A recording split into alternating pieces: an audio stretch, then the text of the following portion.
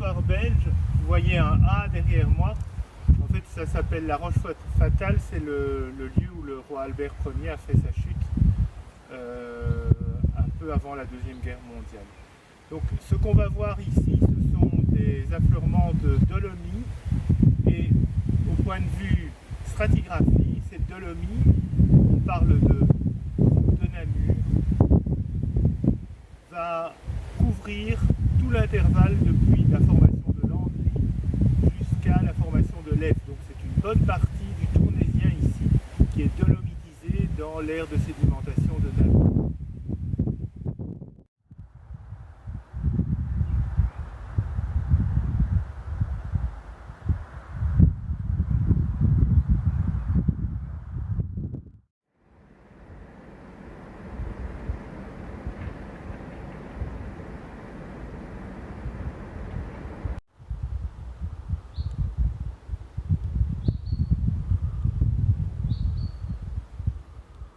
L'aspect caractéristique de ces dolomies, comme de la plupart des dolomies d'ailleurs, vous avez ces tas de petites cavités.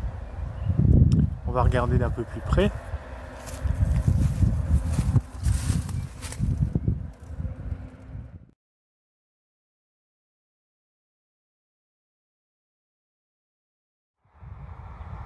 Alors, autre coupe connue qui va prolonger la coupe de la vallée de la Molinier, on est ici près du pont d'Ivoire. On va repartir de la formation de Nef et on va pratiquement jusqu'au sommet du Dîne Ancien, au sommet du Viséen, c'est la même chose. Alors, ce qu'on n'a pas vu dans la coupe de la Molinier, c'est qu'au sommet de la formation de Nef, donc de ces calcaires grenus clairs, on a à nouveau une émersion pratiquement complète de la plateforme, et lors de cette émersion, on a développement d'un paléosol qui va être mêlé d'ailleurs à des cendres volcaniques. Et ce paléosol fait quand même pratiquement une dizaine de mètres d'épaisseur. Il est connu sous le nom de banc d'or de Bachan. Pourquoi banc d'or? Parce qu'en fait il y a pas mal de pyrites dedans. Donc c'est un repère commode. Après ce banc d'or de Bachan, et on va commencer la coupe à ce niveau-là, on trouve la formation de Live. Un changement important s'opère avec le dépôt de la formation de Live.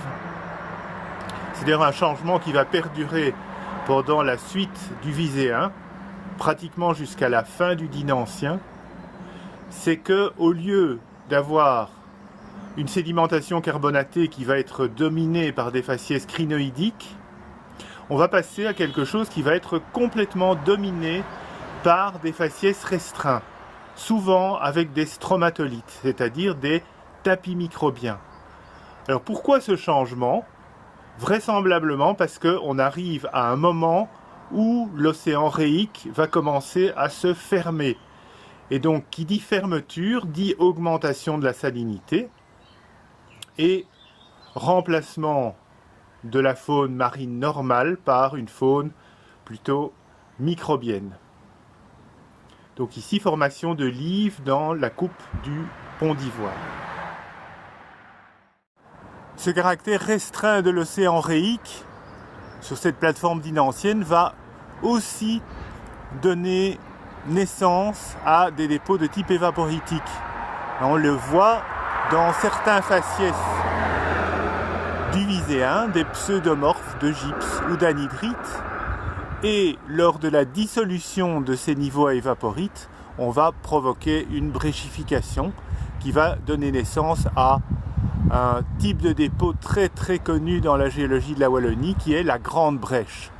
Donc c'est une brèche qui fait plusieurs dizaines de mètres d'épaisseur et qui est liée à la dissolution des vaporites. Alors l'affleurement ici n'est pas des plus beaux, mais la photo suivante va vous montrer un très bel exemple de cette grande brèche viséenne dans un faciès rouge.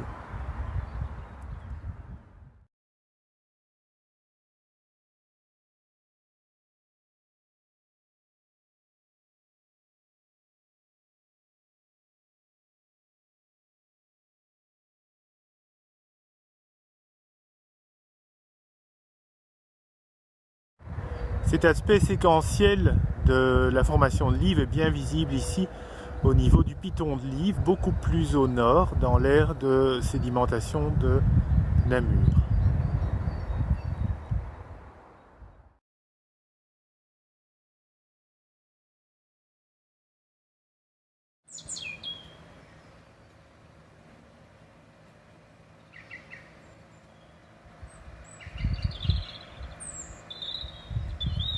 Toujours dans la vallée du Sanson, ici la partie tout à fait supérieure du Viséen. Dernière formation calcaire, avec au sommet, après un paquet de pélites, une sédimentation détritique qui appartient aux Namuriens. Voilà, ici le faciès astromatolite.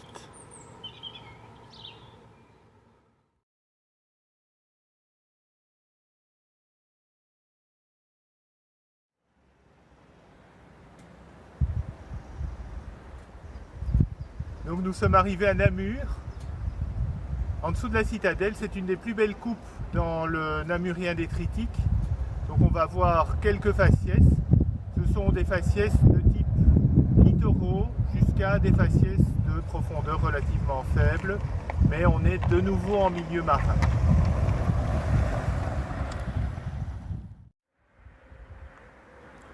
Voilà, bel exemple d'alternance entre des grès et des pélites. Vous voyez aussi un très joli petit pli. Donc toujours le Namurien.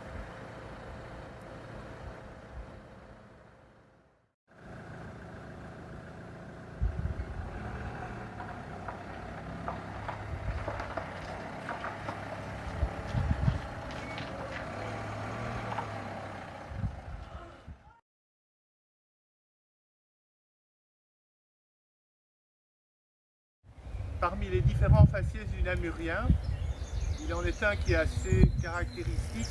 C'est ce que vous voyez ici. C'est un affleurement qui est situé à Anhée.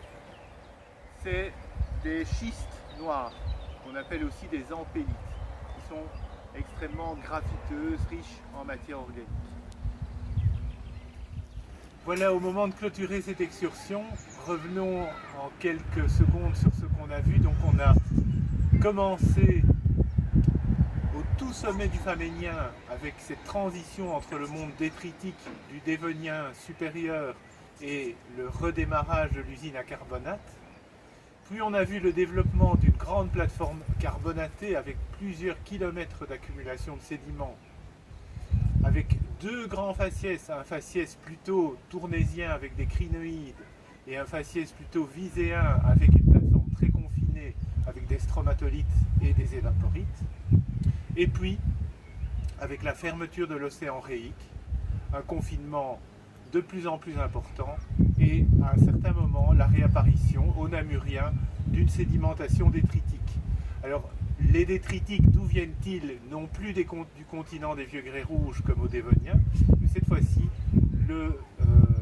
les détritiques vont venir de la chaîne varisque en formation déjà au sud dans l'océan Réique. Alors avant de terminer et de boire à votre santé, je voudrais vous rappeler aussi que le Carbonifère est